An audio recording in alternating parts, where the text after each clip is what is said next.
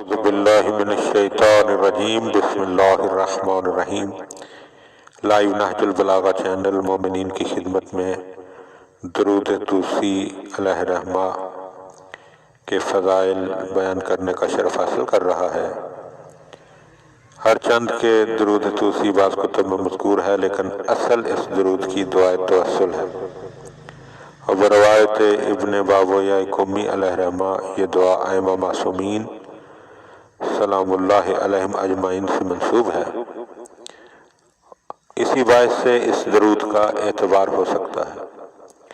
اور فائدہ اور طریقہ اس درود کا یہ لکھا ہے کہ جب کوئی حصول مطالب کے واسطے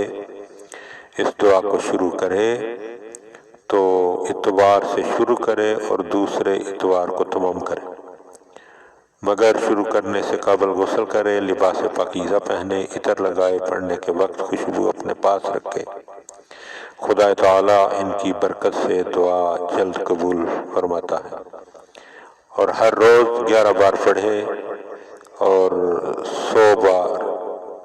شروع کرتے وقت اور 100 بار تمام کرتے وقت یہ درود مختصر پڑھے، اللہم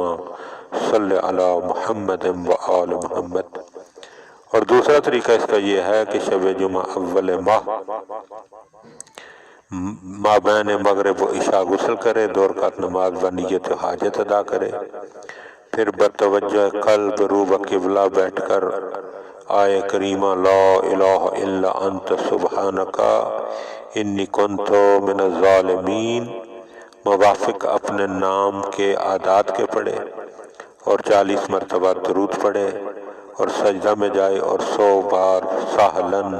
بفضلک یا عزیز پڑھے، پھر درست بیٹھ کر بتوجہ تمام اس درود معظم کی تلاوت کرے، اور اس کے بعد ہر روز بعد نماز صبح 1 مرتبہ پڑھا کرے۔ خدا تعالیٰ اپنے فضل و کرم سے دعا اس کی قبول فرمائے اور تمام گناہ اس کے معاف کرے،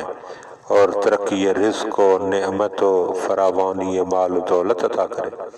اور دشمن اس کے مقہور اور جملہ آفات سے امان الہی میں رہے، اور روشنی دل حاصل ہو،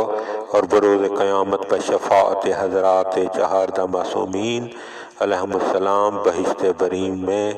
مکان بلند میں جاگزین ہو، اور عذاب قبر اور ہول قیامت سے امن میں رہے، اور آتش دوزخ اس پر حرام ہو، اور جملہ بیماریوں اور تکالیف دنیاوی سے حافظ حقیقی میں رہے۔ اللہم صلی علی محمد و آل محمد۔